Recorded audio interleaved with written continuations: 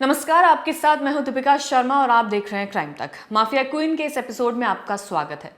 आपने देखा होगा कि कई ऐसी रील्स वायरल होती हैं जिसमें लोग अपनी कोई ना कोई बातें साझा करते हैं लोगों के साथ, या कोई एपिसोड होता है उसमें से एक रील का चंक वायरल होने लगता है अचानक से। तो ऐसी एक रील वायरल हुई है जिसके चलते एक शख्स का कत्ल हो जाता है। तो सोचिए, सोशल मीडिया पर अपनी पर्सनल चीज़ों को साझा करना कितना ज़्यादा खतरनाक हो गया है। उसी एक पर्सनल चीज़ को एक शख्स ने अपनी रील के ज़रिए सामने रखा और जिसके बाद एक महिला उस शख्स तक पहुंच जाती है और उसका कत्ल हो जाता है। दरअसल अनिरुद्ध आचार्य, जो कि एक कथावाचक हैं, उन्होंने एक कथा का आयोजन किया था और उसमें जब वो कथा सुना रहे थे उस दौरान एक शख्स वहां पर आया था जो कि खुद एक शिक्षक था। तो उन्होंने कथावाचक अनिरुद्ध आचार्य जी से सवाल जवाब किया और उसमें कुछ ऐसी चीजें बता दी जो उसके मौत का कारण बन जाती है। दरअसल शिक्षक इंद्र कुमार तिवारी मध्य प्रदेश के जबलपुर के रहने वाले हैं। इस रील में क्या था वो आपको बताते हैं। दरअसल इंद्र कुमार के माता पिता नहीं हैं, वो गांव में अपने घर में अकेले ही रहते हैं। स्कूल में पढ़ाने के साथ साथ वो खेती भी करते हैं। मई में अनिरुद्ध आचार्य ने गांव में प्रवचन शिविर किया था। इसी दौरान शिक्षक इंद्र कुमार तिवारी भी उस शिविर में पहुंच जाते हैं। शिविर में उन्होंने बताया था कि मेरे पास 18 एकड़ जमीन है, अच्छी खासी प्रॉपर्टी है, लेकिन अभी तक मेरी शादी नहीं हो पा रही है। तो वो सवाल करते हैं कि इतना सब कुछ मेरे पास होने के बावजूद भी मेरी शादी क्यों नहीं हो पा रही है।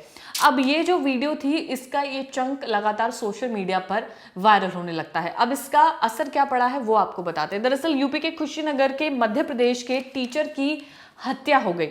इसी वीडियो को देखकर खुशी नाम की एक लड़की, उसने इंद्र को कांटेक्ट करने की कोशिश की, बातचीत करने की कोशिश की, क्योंकि वो उनसे शादी करना चाहती थी।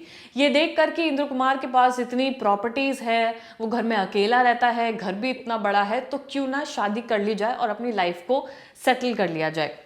अब इस पूरी चीज का जब प्लानिंग कर लिया गया तो फोन नंबर का पता लगाया गया। 17 मई को खुशी का जो दोस्त है कौशल, उसने इंद्र कुमार को कॉल किया। कौशल ने खुद को खुशी का भाई बताया, खुशी का फोटो व्हाट्सएप पर भेजा और फोन पर इंद्र कुमार की बात खुशी से करवा दी गई।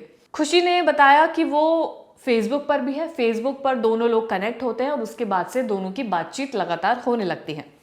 इंद्र कुमार ने फेसबुक पर खुशी से बातचीत करना शुरू किया और खुशी ने इंद्र कुमार को अपने प्रेम जाल में फंसाना शुरू कर दिया था। अब 26 मई को खुशी का रिश्ता लेकर कौशल जबलपुर पहुंचता है, यानी कि इंद्र कुमार के घर पर। उसने खुशी की फोटो दिखाकर अपनी बहन का रिश्ता उसके सामने रखा, जिसके बाद से हाँ हो जाती है। बातचीत के बाद दोनों तरफ से शादी पक्की हो गई। तय हुआ कि गोरखपुर में 5 जून को खुशी के साथ इंद्र कुमार की शादी की जाएगी। इंद्र कुमार ने कौशल को शगुन के रूप में 1100 रुपए भी दिए। इसके बाद कौशल लौट गया। इंद्र कुमार ने अपनी 1 एकड़ जमीन गिरवी रखी और गहनों का इंतजाम किया, गहने बनवाए और कुछ पुश्तैनी जेवर भी रखे थे, उनको भी एक जगह पर रख लिया था। ये सब लेकर और कुछ पैसे लेकर इंद्र कुमार 2 जून को गोरखपुर पहुंचे। 3 जून को वो गोरखपुर के एक होटल में रुके। 5 जून को एक होटल में खुशी के साथ इंद्र कुमार की मंदिर में शादी कराई गई। दोनों गोरखपुर के होटल में लौट आए। शादी की तस्वीरें इंद्र कुमार ने अपने परिवार के साथ, अपने पड़ोसियों के साथ व्हाट्सएप पर साझा कर दी। जो तस्वीर हम आपको दिखा रहे हैं, जहां पर खुशी की मांग में सिंदूर लगा हुआ है, बराबर में इंद्र कुमार तिवारी हैं, तो इन दोनों की शादी हो जाती है। फोन पर अपने परिजनों को बताया कि शादी के बाद दुल्हन को लेकर वो 6 जून को गांव वापस आ रहे हैं, कि शादी हो चुकी है और 6 जून को वो गांव लौटेंगे। इसके बाद इंद्र कुमार ने खुशी से कहा कि चलो अब घर चलते हैं, गांव जाना है। गांव वाले जो और रिश्तेदार हैं वो सब इंतजार कर रहे हैं, लेकिन खुशी अब बहाने बनाने लगी। इसी वजह से अब इंद्र कुमार को शक होने लगा कि खुशी क्यों नहीं जाना चाहती है।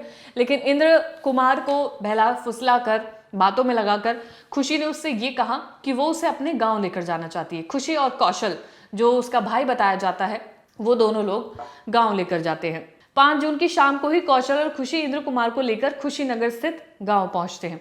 यहां चाकू से इंद्र कुमार तिवारी की हत्या कर दी जाती है और उसके बाद उसे झाड़ियों में फेंक दिया जाता है। शव के पास से ना तो मोबाइल मिलता है, ना कोई ज्वेलरी मिलती है, ना कैश मिलती है, जो तमाम चीजें वो अपने साथ लेकर गया था। जब खुशी ने इंद्र कुमार के साथ गांव जाने से जब वो इनकार कर रही थी, जब इसे इंद्र कुमार को शक हुआ था, तो उन्होंने खुशी से अपने जेवरात वापस मांगने के लिए कहा, लेकिन खुशी ने उसे बहला फुसला लिया, बातों में लगा दिया और ये बात वहीं की वहीं दब जाती है। लेकिन कत्ल कर दिया जाता है। कत्ल के बाद तमाम चीजें ये लोग लेकर फरार हो जाते हैं। 6 जून को लाश मिलती है, 8 जून को शिनाख्त की जाती है। शव इंद्र कुमार तिवारी का निकलता है। परिजनों ने पुलिस को इंद्र कुमार द्वारा भेजी गई शादी की तस्वीरें दिखाई।